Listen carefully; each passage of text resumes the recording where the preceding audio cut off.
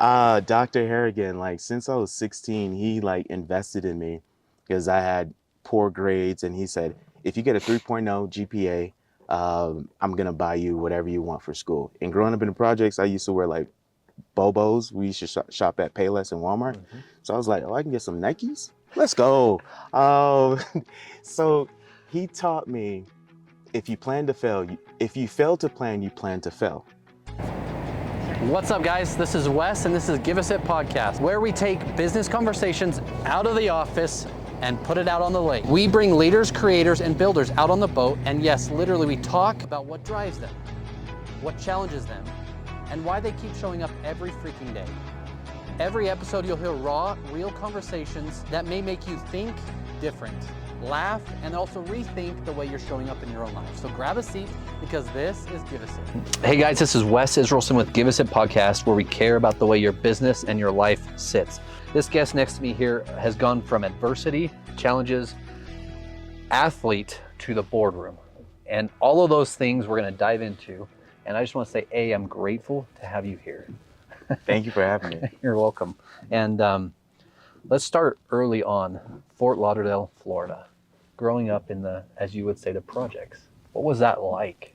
Oh, it was rough. The fast life in Fort Lauderdale is like seeing violence all the time. So like to the point where we were so desensitized to like gunshots. You hear a shot and you just check your body. All right, you're good. You're alive today. So seeing that growing up, I would see a lot of toxicity. Like my community, there was a lot of good things that I learned, like going to church, and my mother was a pastor, so she helped the foundation on the spiritual side, but on the emotional, mental, psychological side, it was tough. So um, being abused as a kid, being kidnapped at a point in time. My mother and my father went going through like just this hideous divorce. Like my mother took my sister to the shelter, domestic violence shelter, and then she sent myself and my brother to live in Haiti. So one day I was in America, the next day I was living in a different country, having to learn a different language, being 6 years old and trying to figure everything out. So it was a hard life growing up. I would often like pray and say, God, like you let me be born to experience this stuff. Like so Fort Lauderdale taught me so much, but it also hurt me so much. So it was a beautiful experience. And it's cool how you went through all that. There are so many things that you said that people need to hear different stories about. Not that we need to go through all of them, but let alone your mom being, like you said, a pastor and teaching, preaching, talking about things, and then also growing up in such a hard area. Like that's trying to preach something in one of the worst areas, arguably, right? And let alone splitting her family, getting divorced, going through all of that trauma. And before you broke out of it, she had told you what? Like not to leave, like your whole family's here. Like you Yeah. can't leave. Yeah. So she was a Haitian immigrant. So coming into this country, it's like you have this like group think mentality. It's like we all stay here. So I got a college scholarship to play football and run track. And I was like, Mom, I'm gonna go to Wisconsin. And she was like, who do you know in Canada? I was like, that's different. You know, I'm still in the US because it's like most people in Fort Lauderdale just stay in Fort Lauderdale. So she was like, you can't leave. Like everybody stays here. And I was like, Mom, this is the only way I can get out of the projects. This is the only way I won't become a statistic in a negative sense. Like a lot of my friends are either, a lot of them are dead and a lot of them are in jail. And this mentality of scarcity, of poverty, of just brokenness, of trauma Olympics is like, oh, you've been through that. How much I've been through that. I'm gonna So one up you. I'm I'm gonna gonna show you. one up Yeah. you like on trauma. So it's like that was a lifestyle. I was like, you know what? Like life has to be better.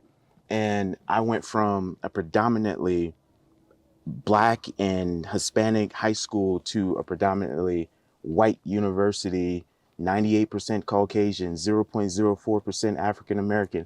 And it was a culture shock, geographic shock, but it taught me how to be curious about the people around me, suspend all my judgment, and create a space that I get to learn about people and people get to learn about me. So it taught me a lot. I went in as a boy and I left as a man.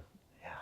I was going to ask that question because you had talked about that, and I mean that's massive. Some people believe college doesn't work. Some people believe they never go. I never went to college, but you got a scholarship Yeah. for two things, Yeah.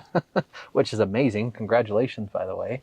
And you fulfilled it. You also played outside of this country, right? Hmm. And that's not just challenging, but it also shows who you are, your ability, let alone your mindset, because the mindset plays into most of all that. 100%. What would you tell someone today that's maybe not stuck in this hard place, but they have this opportunity that they may go to? What would you tell them just to push through and do? Even if someone, their whole family's pulling them, holding them, not wanting them to leave, what would you tell them?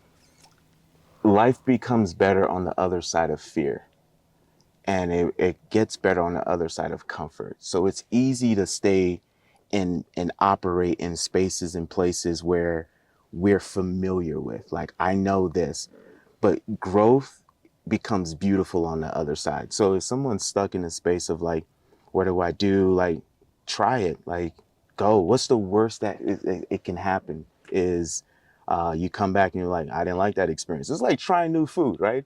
Like, if we only eat right pizza all the time and you're just like, yo, there's pasta that tastes good. Like, you try the pasta and you're like, yo, that's good. And it's just, you try wings, like it opens up your palate, right? And you become this diverse foodie and or drinking wine. So it's like, you're not gonna eat pizza every single day. And I would say the same thing about our community. Like, be in spaces where you add different toppings to your pizza, right? Don't be that person that only have pepperoni. Put some veggies on it, put some, some other stuff on there. Diversify your food. What was it like going from the projects to Wisconsin and trying to make friends and also be the top athlete and go through that program? Because I know it wasn't easy. It's it was it was one of the best experience and one of the hardest experiences. It's because I grew up with like being in the Haitian community, black community. I grew up with the programming of white people are bad, and when I was like, I'm going to the school, and they're just like, there's all white people there, and I was like, I know, that's why I'm doing it.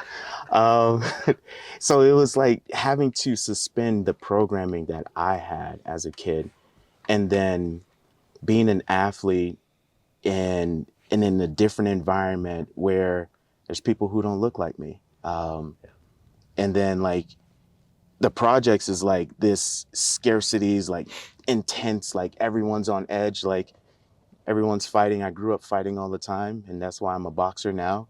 But like going to Wisconsin, like people are like, "Hey, how's it going?" Like I was like, what they trying to steal from me? Like, why are they so nice?" I would call my mom. I was like, "Mom, like these people are nice out here." I was like, "I'm not used to that being in the city." People like, you look at them too long, they get more belligerent. But just seeing that, I'm like, oh, like life could be different on the other side, and I had been programmed and nurtured and even convinced at a point like this is the way life is. So it literally just shattered my entire belief system, my paradigm, my perspective of people. So it was like life can be better. And as a coach today, but looking back at that moment, was there a specific coach that taught you a lesson, that shared something with you, that helped propel or push you Mm, through that difficult time? As you said, boy, and I came out a man. yeah. One of my mentors, he's now my friend-tor, who's a friend and a mentor. Um, Never heard that before. That's awesome. Friend-tor, yeah. Dr. Harrigan, like since I was 16, he like invested in me because I had poor grades, and he said, if you get a 3.0 GPA, I'm gonna buy you whatever you want for school. And growing up in the projects, I used to wear like Bobos. We used to shop at Payless and Walmart. So I was like, oh, I can get some Nikes. Let's go. Um, so he taught me if you plan to fail, if you fail to plan, you plan to fail. And then that concept stayed with me. And then one of the seniors on our football team said, if you marry the process, the outcome's inevitable. So as a coach now, it's just like, if I marry the process, focus on just the day to day, focus on getting better, 1% as you often mention, then the outcome that I desire is inevitable versus being hyper focused on what outcome I want to achieve, and I shortchange the process along the way. That's I should be taking notes on that. Honestly, that was great. Um, what was it like going to a different country and playing too? Was that a whole nother level? Was it a whole nother aspect? Like, tell us a little bit about that. So there's like a prelude to like everybody's life, and it's just like if we're aware of it, it's like a movie. So the prelude to playing in a different country was me going to Haiti as a 6-year-old and having to learn a different language and like having to adjust. So playing in Dublin, Ireland was like it was like the most beautiful experience. Like I didn't think American football was big overseas. I just thought it was soccer, what is real football. But the fans, they're amazing. We were getting our bucks kicked so much, but they were still cheering because they were drunk. They were passionate. We were losing, and they were just like, "Yes, yeah!" taking off their shirts. And I was like, "America is like when we started losing, like fans started leaving the stadium." But they were passionate. But it was beautiful. It taught me that there's such commonality if we look for those things, and like just seeing humanity from a different experience. And there were some other experiences that I had were not so positive. There's racism over there, but that's not what I hyper focus on. I was just focusing on the people. I miss America so much when I was there because in America we get so much food. Like our plate is filled up. Overseas you get this like this little just fish and chips. I was like, this is it. Like I'm a growing boy. Like um we get so much food here. I like it. You could take food home in America. There, you just like, this is what we're getting. It feels like you're on a diet. And your perspective, your paradigm, all of those things from Florida to Haiti Yeah. to Wisconsin to Dublin, like all of those things help build the man, the inspiration, the motivation, even your book, everything that you've done today, all of those have helped contribute to that. Yeah, 100%. If someone's going through a really dark time today as an inspirational speaker, and what would you tell them as someone who's been through dark times, watch some of your friends maybe even lose their lives or something happen, right? What would you tell someone going through a really dark time right now? Hmm. I would say the first thing is clean up, right? We often try to, and especially in America, we are so nurtured to consume. What do I need to take in? I would first say, what do you need to subtract in this season? Like we're about to step into fall. We see the leaves fall. So what needs to be subtracted? And then in the second step would be like, what are we consuming? Because what we consume is who we become. So if we're taking in negativity, if we're fellowshipping in conversations that's toxic and low frequency and heavy, we start to embody that, and that becomes our nature. And like growing up in the South, we would cook fried chicken all the time. So like if you walk in mama's house while she's cooking it, you're gonna smell like fried chicken. So if you're around negative people, you're going to naturally be negative. So I would say shift who you're surrounding yourself with. And if you're not around people, shift what content that you're receiving. And then three is just like, what do you need to let go? And sometimes the biggest thing is I need to forgive that person who hurt me. The biggest thing is I need to release that bitterness. The next thing is I need to release that shame. And we hold on to those negative things. And when our emotions are so oversaturated with these negative emotions, then it just continues to keep us in that loop of feeling depressed, of experiencing that suffering. And we start telling ourselves a story that we start believing. So it's just releasing those things and making space for like seeing the love. Like you mentioned earlier, like there's a guy who runs and wave at people, and then you saw a guy in Harriman pick up trash and you're like doing a good deed. So it's like look for those things and it starts changing your perspective of there's good, and I'm gonna focus on those things. Yeah, and I mean, thanks for highlighting that. It's funny, like you said, and it's not just us, right? What we do, and I know you don't have children, maybe not yet, or maybe ever. I'm not sure what you decide that way, right? But your impact on children or the next generation, if we focus on those things, they will see it. Not our words, but our actions, right? And Yeah. seeing that action of that guy picking up weeds or the guy running and just picking up trash, just trying to say hi. As you said in Wisconsin, Mom, they just said hi to me. High goes a long way. Yeah. I think that's amazing. And then if we transition, and this is really fast, but if we transition from that collegiate athlete to corporate, you made a massive difference in some of these companies. How, why, what? Like, what were you doing that got these managers or bosses or owners of these businesses to say, what, Prosper, what are you doing? Like, how'd you do that? It was, it's just like playing football and running track in college. It's what are our practices? Because our practices becomes our process. Our process becomes permanent. And so my brain, I'm always looking at how can I improve the process, the practice, develop the people. If I focus on those things, and then what's the purpose of this? So shifting all those things, practice, process, people, purpose, shifts the culture. When the culture shifts, then the behavior shifts. When the behavior shifts, the outcome shift. And then when you're doing all those things long term, then like the profit becomes inevitable. So yeah, purpose, process, people, and then you get profit. So it's easy. That sounds like a book, but you're probably going to write another one, I'm sure. Something like that. Something like that. We might be cooking something. I know that I got to listen to that process with the culture change, the people change, all of the things change. You have these 5 E's. Mm-hmm. What are those 5 E's? Oh yeah. So like it's I can see you're like you just fully engaged. Great job. let's go. So it's transferable. So we you can use it in the business sense and we can use it in our personal lives. So the 5 E's, the first E is engage. So oftentimes like how are we engaging with people and how are we connecting with them when we first meet them? It's the introduction. Then so when I had my sales team, when people walk in our door, like how are we receiving them? Because oftentimes people are thinking a couple of things when they walk into a new space. Will they judge me? Will they reject me? Will they accept me? And so I often tell people in the sales process, I'm not going to judge you because you are who you are. I'm not going to reject you. I'm going to accept you. So that's the engagement. Then the next thing is explore. Are we asking open-ended questions or are we asking very closed-ended questions? And the difference between open-ended is like, I'm allowing you, like how you're doing right now, you're allowing me to answer in an elaborative state versus, did you eat today? Yes, no, right? And the conversations get short very quickly.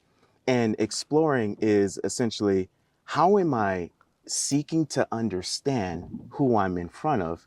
And then the third is educate. We often go from engage to educate. I want to tell you about my product real quick. It's like those late night commercials. Call now. We'll throw in another extra for $9.99. You got a So, great radio voice, by the way. thank you. I used to make jokes in class and get kicked out. So I'm glad it's now used for something good and imitate my teachers. Like so, educate. It's like breaking down how does this product, this service match your need? And if we can marry the two, products and service and need, then that creates value for the consumer. And then the next step is to encourage, right? Everyone wants to be invited to something, like how you invited all of us to this space. Encourage is saying, hey, I want to invite you in this process so that we can solve your problems and create value for you. And then the last step is after encourage is expand. Who else can benefit from this process? And if we can follow those 5 E's in business, we'll start seeing our success or our sales increase. But personally, do that with your relationships. Yeah. Amen. Engage them. Explore Man. what's going on. Educate them about your day and what you're learning. Encourage them. Invite them in the next activity you're doing and expand. Like, what else can we do? So I believe it's transferable. And there's something that 3 of us share on this boat, and alter another different 3, but I'm going to say this one. All of us have lost a parent. Yeah. Right? Your mom was one of your biggest supporters, your biggest cheerleader, even though she at the very first was like, you aren't leaving me. someone that's going through the loss of a parent today or the loss of someone impactful, what would you tell them? Grief is always hard for those who are living. I've learned that. Grief doesn't have an endpoint. It's cyclical. So there's going to be moments where you feel on top of the world, and there's going to be moments where you feel on the bottom. It's like the sun on a sunny day. We see our shadows on our hardest moments. Feel your feelings. I think a lot of us, and I believe a lot of us, we try to avoid those hard feelings, and we try to suppress it, and we try to run away from it. Or Feel work it, through or or just work dive into something else and Yeah. just avoid. Right? And we try to like be overly positive. Sometimes just feel it. Like grief, sadness, anger, feel it. And then find a way to release it in a healthy way. And then reflect on the memories of who that person is and how they would want you to live. And that's what allows me to get through my hardest days. Like I just had a book launch this past weekend. Amen. Let's go. Let's go. And as I was sharing, like my team is there and the people are there, and I got emotional because my mom was the first one to say, "Hey, read a book." Like like we can't go places, but you can read a book and you can go to a different place. And she was an encourager, so like I wanted to experience that with her, but I know she would be proud if she was here. So it was just like joy and grief can live in the same boat, metaphorically and literally. Uh, I see what you did there. that's a plug. Give a seat. Yeah. I believe those two things can be parallel. It's awesome. And with that, I know you had this audacious, crazy goal, Yeah. and you wrote it. I'm going to let you tell the story, but you also wrote a book in 7 days. Mm-hmm. The determination, the willpower, the reason why, like all the things that go through your mind, and then you're actually at your desk with a pen and paper or your computer just writing. Why 7 days, and how the heck could you just do that? What prompted it? I love challenges, so I was like, before I turned 33 years old, so I wrote it last year. Before I turned 33, I'm gonna write this book in 7 days. And I told my girlfriend this, and she was like, July 1st, right? July 1st. Yeah. So 7 days before that, she was like, seriously? I was like, yeah, watch your boy. Um, What's her name, by the way? Krista. Awesome. Yeah. He's freaking amazing. I'm sure you are too if you're with him. She is. She's my better half. So I told her, so like I would stay up till like 2 o'clock. I'm writing because there's this burning desire. There's this fire to help 1 billion people live by design. And I remember having a mentor tell me, the more I delay living in my purpose is the more someone's not going to be able to live in their purpose. So somebody's waiting for something that I bring to this world, and everyone has their different things. It's like a potluck. Some people like potato salad, some people like watermelon, some people like, casserole. Do your thing, right? Everyone can bring something to the table.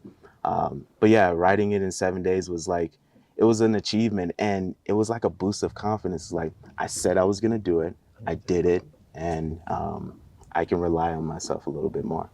And then it wasn't you. It was a part of you, but it wasn't quite you. So what did you do after writing that whole book? So somebody reached out on LinkedIn. It's like, hey, I like your profile. You should think about writing a book. I was like, my man, I got you. This is manuscript. So I started with a publisher, and I noticed that I was doing a lot of the work that they were advising me to do very much before they were doing it. So I went away and I was like, I'm gonna become a self-publisher and figure everything out, because I believe if somebody else can figure it out, I can figure it out too. And even though I don't know it, I can still learn it. So I believe in my ability to learn, just like a bird believes in his ability to fly, so it's not afraid of the branch breaking. And I recruited some people. Some people said, "Hey, I see the vision of helping 1 billion people live by design. I want to be a part of it." So I recruited them to my team and delegated, and we did it. So I did the editing process. Yeah. I did the book cover. I've done the audio already. It's in the making. And we did the book launch, and we have another book launch coming out uh, next month. Another organization said they want to partner up. So it's just like what steps we can take moving forward, and those steps compound. And it was a beautiful experience. Is the book going to be in your own voice? Yes, All right, 100%. great Yeah, job. yeah. So That's you're gonna find clarity, and you're gonna hear my voice. Um, I mean, we can go through the whole thing again. Project, Wisconsin, Dublin, corporate to book. And now you're an inspirational speaker, you're a motivational speaker, you're a coach, you're an author. This billion people, where did it come from? Where did this idea come from?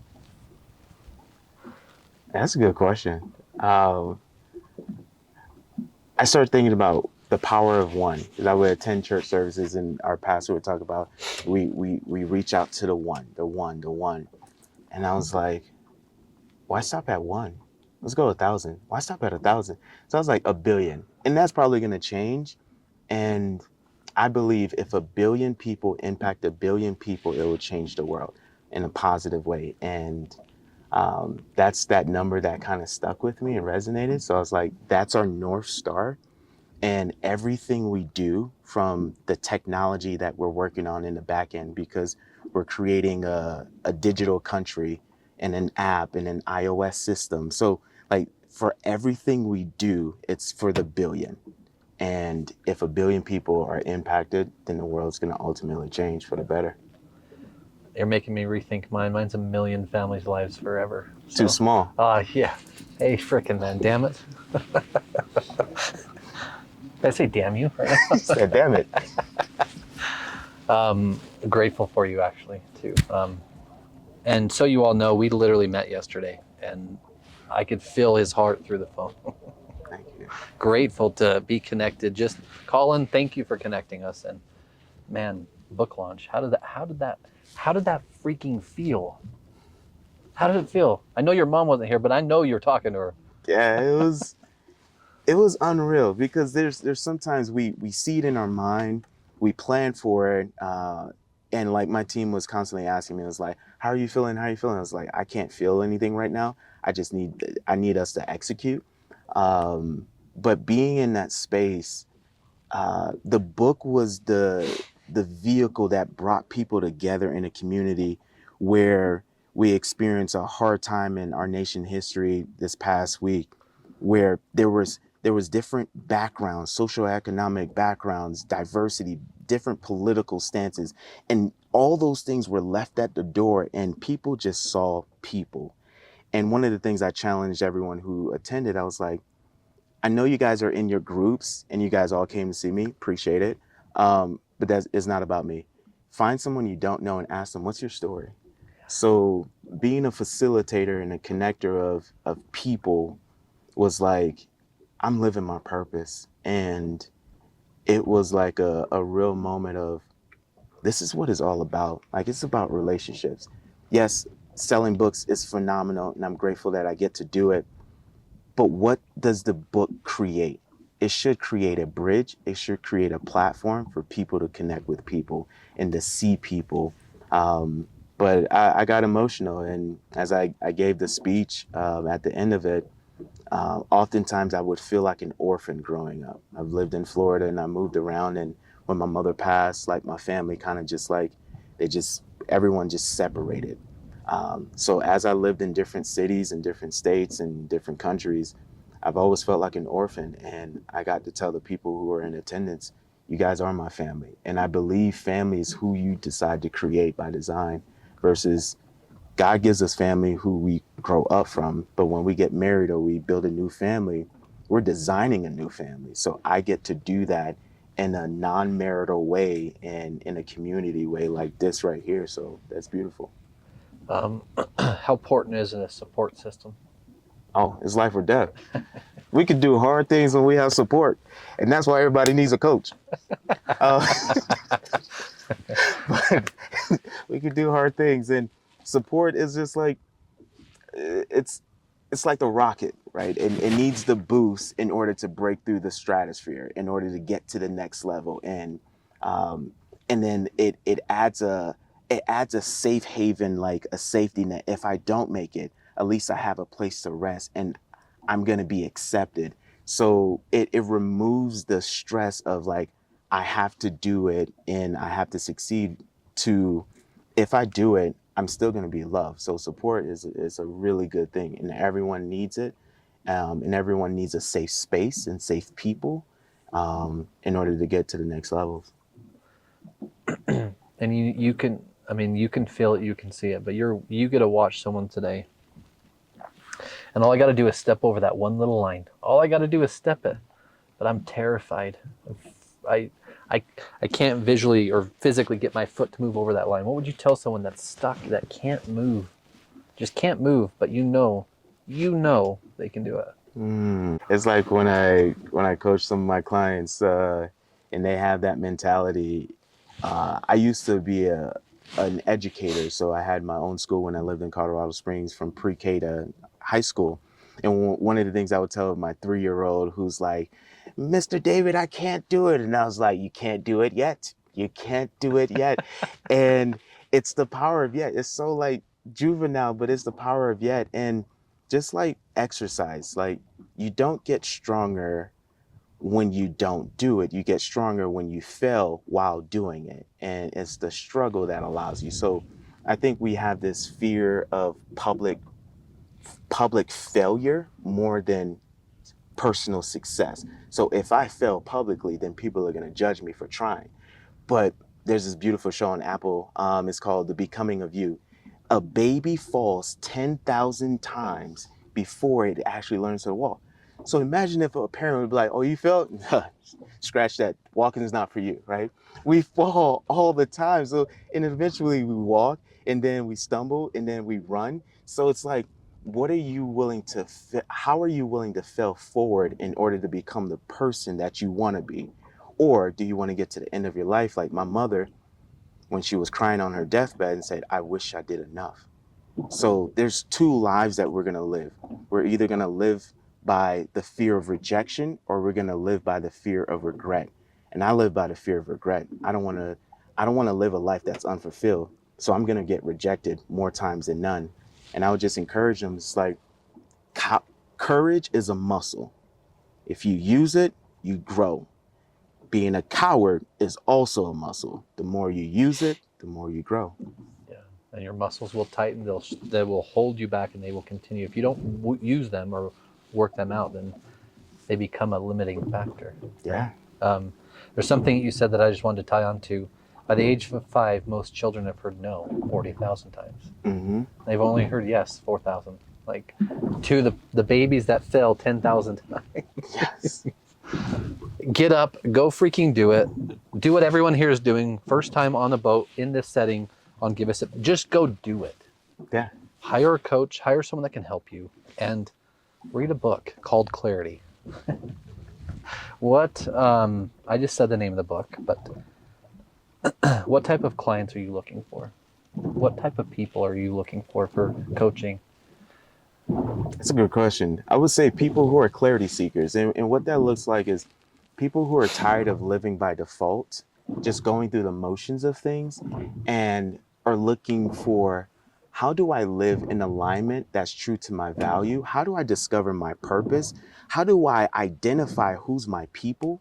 How do I increase my process? And then how do I find my path?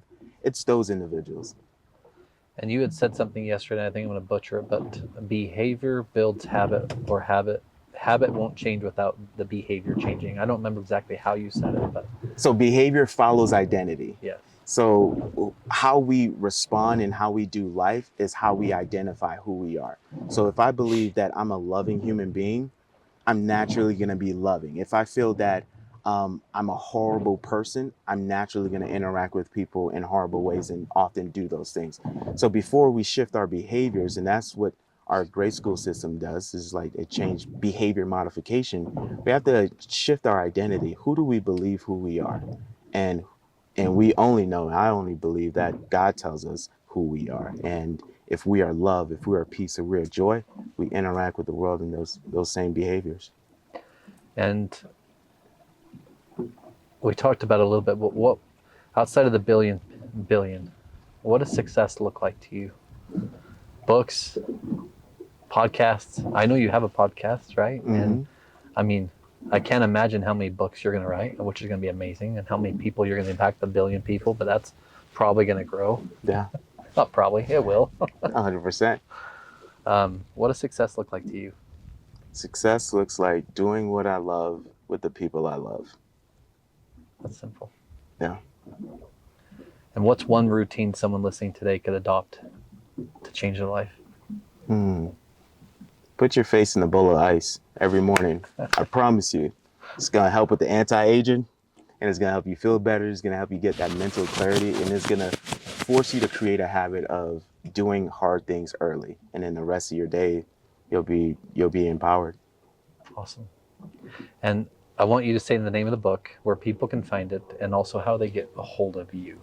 100%. So Finding Clarity on Amazon, on all platforms.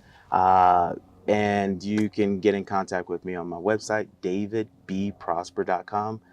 I'm on all social media platforms, but I live on Instagram at David B. Prosper. And if you just type in Google David B. Prosper, you will find me, and I would love to connect with you. Awesome. From another podcaster, what is this experience like to you? I like asking questions more than actually answering, I'm gonna be honest, because like, and then paraphrasing and then just like, okay, so let's extract this. So being on the other side of it, it's I'm grateful for the opportunity, and it allows me to expand a little bit. But you do such a phenomenal job of learning about your guests and then asking questions as if you're the audience. So you create a space of learning, and then you open up the space by your open-ended questions of getting deeper responses versus getting very surface content. So you do a phenomenal job of that. Awesome. Well, thank you. And I want you guys to share this with everyone who needs a message today, because he's an amazing person. I feel connected. We're going to do so many things outside of this that we both don't understand yet, but we're gonna go. Guys, this is Give Us It Podcast. You missed your chance to be on the lake. Please follow us for our next epic adventures, whether it's in the mountains, on a bike. I don't know what we're going to do, but it's going to be amazing. And follow him and share this freaking story with someone today. Guys, this is Wes. Thank you. Thank you. Good freaking job.